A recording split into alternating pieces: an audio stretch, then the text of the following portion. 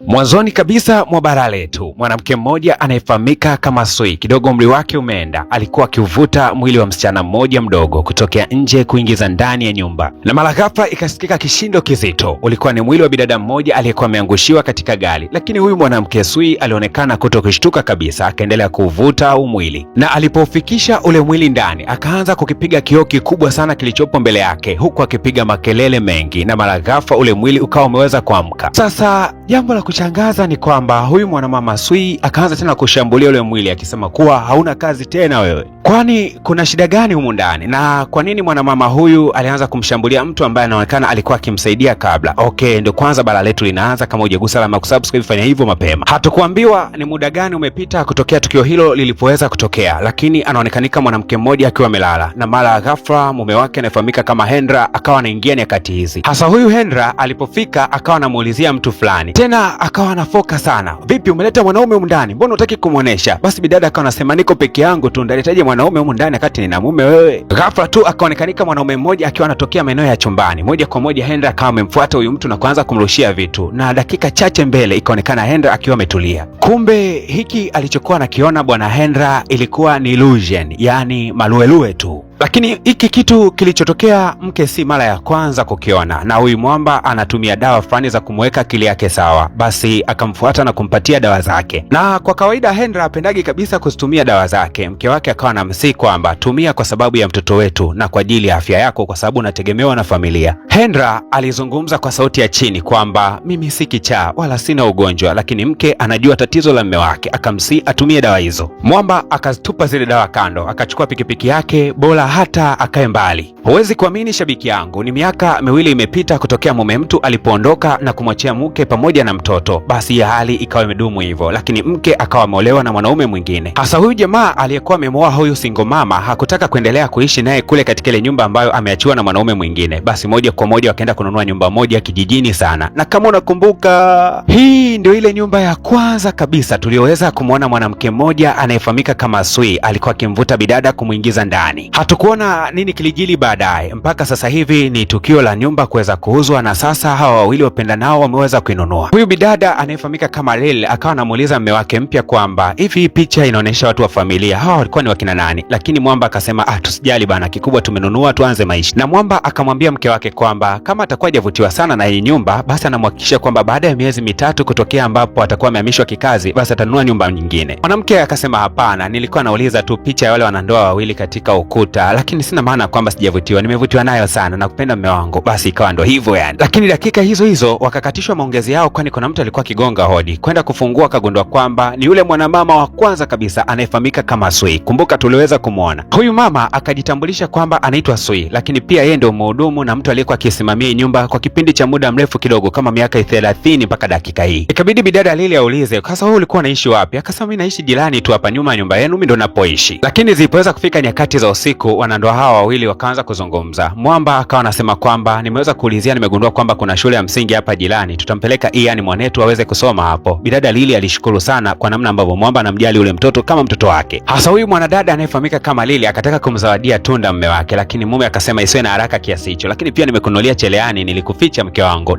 Ise mke alifurahi kweli kuona kwamba mwanaume anamjali sana. Bidada Lili anajihisi kwamba yeye ndo mwanamke pekee kupendwa katika ulimwengu, kwani huyu mwanaume anamthamini kwa kila kitu. Basi mapema na alfajiri, kale katoto kabidada Lili kanakofahamika kama Ian kalikuwa kikifanya mazoezi na mwenzake. Sasa walikuwa wanapigana hivi, ikabidi mama mtu kuweza kukazuia na kumwambia kwamba nyie mshakuwa kina Jumong, sasa hivi mnatumia mapanga, hebu acheni mara moja. Basi ikabidi watoto wazuri kubadilisha mchezo wa kucheza, wakaanza kucheza mchezo wa hide and seek, yani mchezo wa kujificha alafu mtu mwingine anakutafuta. Hasa ikafika zamu ya huyu bwana mdogo anayefahamika kama Ian kuweza kujificha, akaingia ndani ya chumba fulani hivi, akawa amejifungia mlango humo ndani, lakini akashtuka kana kwamba kulikuwa kuna mlango kuelekea ardhini. Bwana mdogo bana, katika harakati za kuchokonoa si akachokonoa, mwisho wa siku akajikuta ameangukia huko chini. Sasa ile ametua tu, akaanza kushangaa kuona kwamba kuna kitambaa kikubwa kando yake. Alipokifungua kile kitambaa, akaja kugundua kuwa kilikuwa ni kioo kikubwa sana. Alifurahi sana kuweza kujiona, basi akaanza kujifanyia masiala kana kwamba anajitishia hivi. Ila subiri kwanza, kuna kitu ambacho ni kama sauti ilikuwa inajirudia ile aliyokuwa anaitoa. Alipogeuka vizuri kukitazama kioo, akagundua kwamba ile picha yake eti na yenyewe ikawa inamtishia huyu mtoto. Dogo Aile akaogopa sana. sana, alipiga makelele mno. Mwisho wa siku bana, upande wa pili huku tunaonyeshwa mama mtu akiwa anamuuliza yule rafiki wa mtoto wake, rafiki yako yuko wapi? Mimi sielewi, tulikuwa tunacheza mchezo wa kujificha, lakini ameenda kujificha simkuti. Basi mama mtu akaanza kumtafuta mtoto wake, tafuta mpaka uvunguni mwa kitanda, katika makabati, kagundua kwamba mtoto wake haonekaniki. Ashukuriwe Mungu, katika dakika za kuhesabu tu mume mtu ndo alikuwa anarudi anapaki gari yake haraka sana. Mke akamfuata mume wake na kusema kwamba Simoni, mtoto sijui yuko wapi. Basi mume mtu anayefahamika kama Cram hakutaka kabisa kupoteza muda, moja kwa moja akaanza kumtafuta mtoto, tafuta sana. Mwisho wa siku alikuja kugundua kwamba kuna chumba kilikuwa kimefunguliwa. Jamaa akapiga kelele akisema kwamba nimemkuta, akashuka chini kisha akaenda kumchukua mtoto, japokuwa mtoto alikuwa amezimia. Lakini dakika chache mbele, Mungu mwema, dogo Ian akawa amefungua macho yake. Mama yake anayefahamika kwa jina la Lily alitabasamu na kumkumbatia mwanae. Ghafla tu yule bibi akawa anaingia. Hasa mwamba Cram alipoweza kumwona huyo bibi akasema kwamba bibi, tunaomba muangalie mwanetu kwa sababu ameweza kupata shida kidogo, lakini ashukuriwe Mungu ameweza kuzinduka. Bibi akasema haina shida, kana anamtazama mtoto. Lakini mishale ya usiku baada ya bibi Sui kuweza kuondoka, mtoto alionekana akiwa ananyenyuka kama mzimu, na katikati ya wazazi wake akawa anatembea anamfuata bibi Sui aliyekuwa akimpungia mkono kana kwamba anamuita. Na dogo Ian alipokuwa anatembea kumfuata yule bibi, ghafla tu mzee Clam akashtuka kuona kwamba mtoto ni kama hayupo, akaanza kumfuatilia wapi alipoelekea, na ni kama kuna sauti za mziki alikuwa akizisikia. Alipofuatilia alikuja kugundua kwamba dogo alikuwa amelala kando kidogo ya kinanda. Mzee akawa anashangaa, huyu dogo ina maana anaweza kaamka usiku na kwenda kupiga kinanda? Lakini wakati huo mwanamama Lili akaja na kumbeba mtoto. Lakini palipokucha mapema na alfajiri, basi mwamba akabidi kumuuliza mke wake kwamba hivi huyu mtoto amewahi kuwa na tatizo la kutembea nyakati za usiku akiwa amelala? Lakini mwanamama Lili akasema kwamba mwanae hajawahi kupitia kabisa changamoto ya sleepwalking, yani kutembea ukiwa umelala. Akasema hii ni mara ya kwanza kabisa. Lakini tena akajitokeza yule bibi anayefahamika kama Sui, akasema kwamba kuna watu wanatakiwa kuja kufanya usafi hapa ndani, na hawa watu walikuwa wamebeba kioo kikubwa sana kutokea kule katika underground. Tena hiki kioo kinatolewa underground, kinawekwa mataa ya sebreni. Lakini huyu mwanamama wakati kinapita jirani yake, kuna taswira ni kama ilikuwa ikimtazama kwa hisia sana. Lakini mwanamama Lili alipogeuza sura yake, kile kioo na chenye kikawa kinafuatisha matendo yake vile vile, ila alishtuka kitu kana kwamba hiki kioo mbona ni kama akimpi amani. Unajua binadamu Mungu amemuumba katika hali ya maajabu sana, anaweza kahisi jambo baya katika namna ambayo hata kama hilo jambo baya hajaweza kuliona. Mume mtu alishtuka kwamba mke wake ni kama hajavutiwa sana na hiki kioo kuweza kutolewa kule underground kuletwa hapa katika mitaa ya sebleni. Akamwambia kwamba kama hujakipenda hichi kioo tunaweza tukakirudisha kule underground. Lakini hata kabla mwanamama Lili hajaweza kujibu kitu chochote, huyu bibi anayefahamika kama Sui akasema, jamani, hichi kioo ni kizuri jamani, japokuwa ni cha zamani lakini kizuri, kimeipamba sebule, yani kimependeza sana. Basi Lili yeye ni nani ampinge mtu mzima? Akasema ndiyo mama, kimependeza sana. Basi wakawa wameagana kinamna hiyo. Kesho yake tena mwanamama Lili kama kawaida anapenda sana kushona nguo, si unajua tena bana we. Kumbe bana akawa anasikia hodi inagongwa, ikabidi kwenda kufungua ile hodi. Anakuja kugundua kwamba ni ule mume wake wa kwanza Handra. Na kumbe Handra alipopata taarifa ya kwamba mke wake ameolewa na mwanaume mwingine, alitamani hata kujiua, lakini baadaye akapata wazo la kuitafuta familia hiyo. Amekuja hapa na lengo lake ni kuja kumuona mtoto wake. Lakini mwanamama Lili ili kumkataa Handra akasema kwamba Ian hayupo, ametoka kucheza na watoto wenzake. Lakini kumbe bana Ian yuko ndani, akawa ametoka pale nje. Baba mtu kumuona tu mwanae akawa anampatia zawadi na kusema nimekumisi mwanangu. Baba mtu akasema kwamba amekodi hoteli jirani tu hapo, anaomba aweze kutoka na mwanae. Lakini mwanamama akawa anakataa, lakini dogo akawa anahamasisha kwamba aelekee kwa babake. Na licha ya mtoto kukubali, lakini Lili akasema hapana, sitaki ondoke na mwanangu. Lakini yule mwanamama tena Sui akajitokeza na kusema kwamba jamani, kama ni babake mwache aende naye, tuminda wasimamia mpaka warudi. Basi kwa sababu Lili anamheshimu sana huyu bibi, ikabidi kumwambia Handra aondoke na mtoto, lakini kabla kiza kijaingia mtoto awe amerudi nyumbani. Hasa mwanamama amesubiri sana kutokea ile mishale ya saa 4 asubuhi mpaka dakika hii ni kama mishale ya saa 2 usiku. Mwamba Handra apokee simu na mtoto bado hajarudi nyumbani. Lakini naye mwamba Clam nyakati hizo ndo alikuwa anafika, akawa anamuuliza mke wake kwamba vipi, unakumbuka hoteli aliyokuwa ameitaja jamaa? Mke akasema hakumbuki hoteli yoyote ile ambayo mwamba alikuwa ameitaja, lakini wakaamua kwenda kuitafuta hoteli yoyote. Lakini leo wanatembea tu mtaani, wanaanza tu safari. Handra ndo akawa anafika na mtoto. Mwanamama alimkimbilia mtoto wake kwa furaha na akawa anamfokea Handra na kumwambia kwamba kwani ulikuwa upokee simu zangu? Lakini mwamba Handra akasema kwamba mvua ilikuwa inanyesha kubwa sana na alisimama sehemu ili kusubiria mvua iweze kupungua, kutaka kutembea na mtoto wakati wa mvua kali. Hasa mvua inanyesha bado, mvua imekorea kweli kweli. Mwamba Handra akawa anataka kuingia ndani, bidada akawa anamfukuza, anamwambia kwamba hujui kama mimi nimeolewa, unaingia ndani kufanya nini? Mpumbavu nini wewe? Sasa Handra akawa anauliza hivi, uniamini mimi si ndio? Lakini bibi Lili akasema kwamba kama ningekuwa sikuamini ndoa yetu ingedumu kwa kipindi cha miaka 5 mpaka imedumu kwa miaka hiyo, manake nilikuwa nakuamini. Uliniacha mimi na mwanangu, hukujali kabisa usalama wetu wala hukujali juu kabisa kwamba sisi tutaishije, ukawa umetuacha wewe binti cha miaka miwili, naomba usirudi tena hapa nyumbani. Mwamba Handra alikasirika sana, akampokea bidada huko amemshika mkono akimwambia kwamba kumbuka kwamba yeye ni mwanangu mimi nakwambia. Lakini Mwamba akatoka haraka sana Clam na kumsukumiza jamaa nje na kumwambia kuwa naomba utupishe. Kani nyakati za usiku, wakati bidada Lily alikuwa amelala, akaanza kuota ndoto kana kwamba alikuwa amelala katika eneo fulani hivi la poli na kitanda chake kiko huko peke yake, na kando yake kulikuwa na kioo kikubwa sana, kile kinachofanania na kile kioo ambacho kiko sebuleni kwake. Na tena kulikuwa na watoto wawili wa kike. Watoto hawa mmoja akakimbia na kwenda kuingia ndani ya kile kioo kimeujiza tu. Hasa akaona mtazamo yule msichana wa pili, akagundua kwamba msichana wa pili alikuwa ametoweka kimeujiza. Lakini mwisho wa siku bidada akawa amesimama kuja kujitazama katika kioo na gundua kwamba sura yake iko tofauti. Ikabidi kujisogelea vizuri katika kioo ili aweze kujitazama taswira yake kiundani zaidi. Sasa huyu mwanamke anayeonekanika ndio yule mwanamke ambaye mwanzoni kabisa tuliona Mwanamama Sui alikuwa akimvutia ndani, na baadaye Mwanamama Sui akamshambulia yule mwanamke na kumwambia kwamba haustahili kuendelea kuishi. Sasa tulishangaa sana katika ule mwanzo wa picha. Katika episodi hii ya kwanza tunaondoka na swali moja tu. Sasa hichi kioo kina nini na kwa nini kina mambo ya miujiza hivi? Anayezamini picha hii yupo katika ukurasa wa kusubscribe. Hapo utakapogusa alama ya kusubscribe na moja kwa moja itajitokeza channel mbili, basi utagusa alama ya kusubscribe katika channel ya chini na moja kwa moja utakwenda kuipata picha hii kadri unavyoweza. Zingatia maelekezo, usije ukasema mara uoni miendelezo wakati picha imetoka. Ili kuweza kuitazama picha hii unatakiwa kushuka hapo katika eneo la kusubscribe. Utagusa alama ya kusubscribe kisha zitajitokeza channel mbili. Gusa channel ya chini yake hiyo alama ya kusubscribe, basi utakuwa unaipata picha hii kwa wakati.